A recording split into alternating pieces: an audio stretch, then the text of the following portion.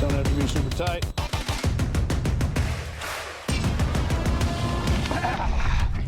What's up, A1EDU? It's Brandon again. We are out in the field. We are here to install a Browning vault door. Let's go take a look at the site.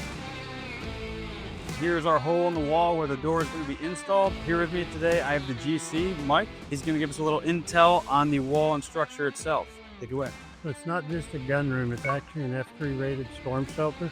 This is 8-inch concrete block wall that's actually tied to steel all the way down into the slab that goes through the blocks, turns over into a steel and concrete reinforced ceiling. So it's truly unified to the structure. It is based off of a FEMA design. You can find a book called Seeking Shelter from the Storm that tells you how to do that. 8-inch concrete block wall filled with concrete, 2 layers of 1/2-inch plywood both inside and outside because that withstands missile strength coming through.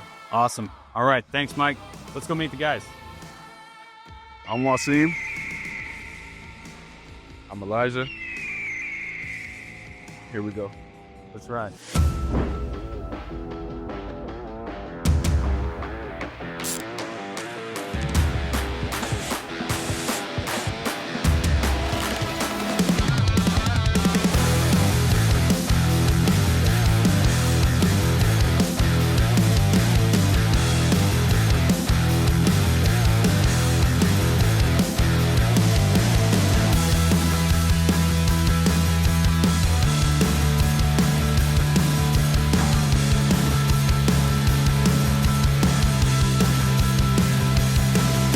Okay, other side.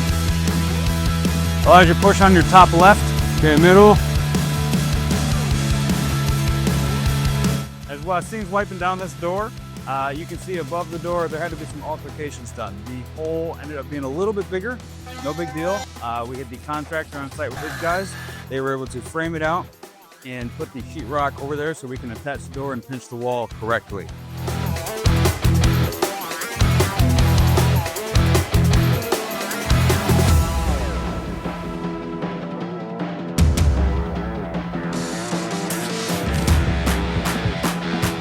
All right, A1EDU, that's another successful delivery and install of a vault door.